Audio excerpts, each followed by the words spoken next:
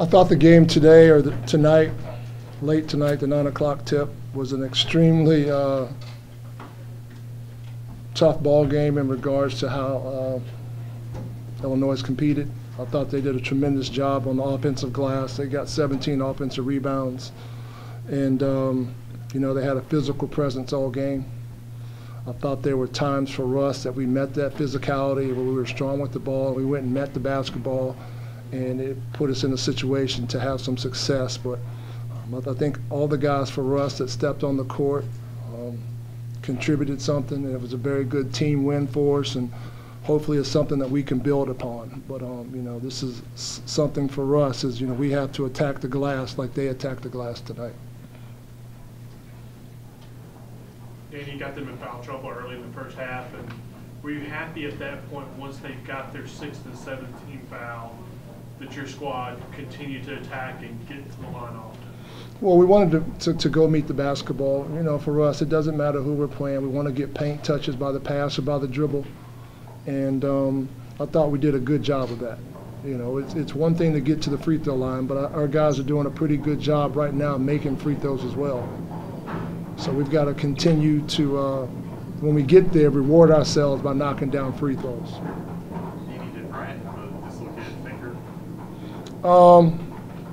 Yeah, something didn't look right. I mean, I looked at it, and you know, it was in the heat of the ball game, and he tried to call a timeout, couldn't get a timeout, and then he ran down the court and just ran out there and fouled somebody just to come off the court. I take him for granted with injuries. He popped his shoulder out at Duke last year, ran back into the locker room, and came back out 10 minutes later and said, "Coach, I'm ready to go." So I figured it was a finger, he'd be all right. But, yeah, something didn't look quite right, so it's taped up right now. So did he dislocate it on the steal and then gather and drain the three with the finger sticking out the wrong way? I think so. I think so. Yeah, the finger didn't bother him on the shot. It's just when we were going back on the defensive end. Have you ever had someone, I mean, you played for a long time, do you ever have a made shot or two? There are not too many basketball players with straight fingers. There's not. If you look at basketball players, we got some of the crookedest fingers in the world, and that's just part of it. Coach, how about going to the 2-3 matchup and how it affected the game? Well, I mean, they still scored 12 threes against us. So it was good because we kind of dictated who we wanted to shoot the threes. But, you know, still 12 threes is a lot, and they still shot 41% from three.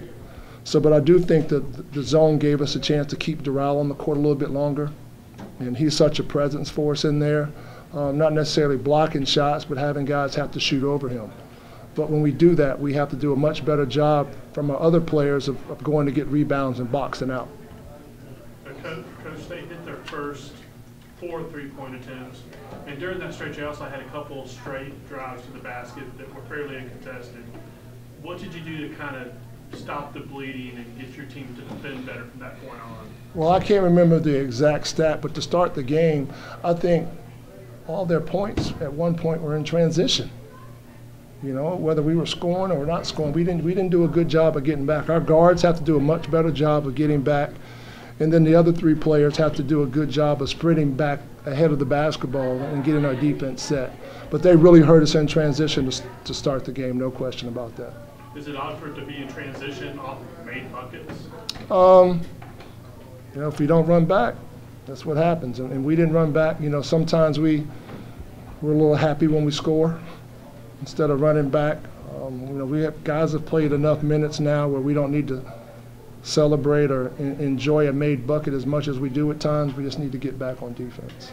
Coach, Dural's second foul didn't come until late in the second half. How important has it been, given his history with foul trouble, to keep him on the court late in games?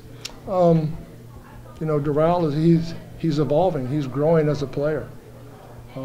Tonight, most minutes he's played. That goes probably back to his junior year of high school. This is the most minutes he's played. And he's the presence for us. When you look at our team and you see Doral on the court, you notice him. You know, he's big, he's athletic, he takes up space. And, you know, offensively for us right now, I mean, he's shooting the ball at a really, really high clip. And we got to continue to get him touches. But, you know, he needs to do a better job with his footwork as well and putting himself in position. But, you know, we definitely have to try to get him a few more touches. You know, he doesn't shoot a free throw tonight. You know, we've got to get him to the free throw line a couple times a game. Can you speak to Mitchell's increased production now that he's been a starter for the last 3 or 4 games? His production has gone up. He had 12 points tonight, had a big three-pointer down the stretch for you.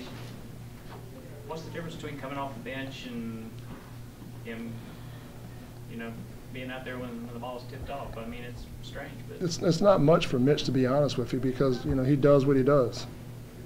You know, he's a guy that takes care of the basketball. He's a great position defender. He understands our offensive schemes and defensive schemes, and he makes shots. And, you know, when it's all said and done, he's going to leave here as one of the top 10 three-point shooters in Wake history. And that's a really good career for him. That's something pretty special. Time for 2 more. How's Brandon Childress feeling? Do you see that play? He got rocked. He'll be all right, but he got rocked. Coach, look at the stat sheet. Although it's a great win for you guys, there's still some flaws out there. But how good is it for you and for this team to be looking at the flaws and things you can be doing better after a win as opposed to a loss? Well, it's always nice to win. You don't apologize for winning. You know, you never do that. And yeah, we have to get better in a lot of different areas.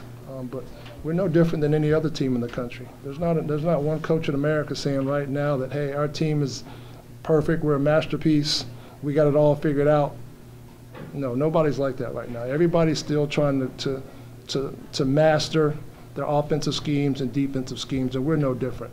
You know, our flaws have come out earlier than some teams just because of, you know, we've lost games early. And, you know, it's created a little bit more sense of urgency for us. But we know we have to continue to get better. We understand that, whether it's in practice, drill to drill, whether it's day to day, whether it's game to game.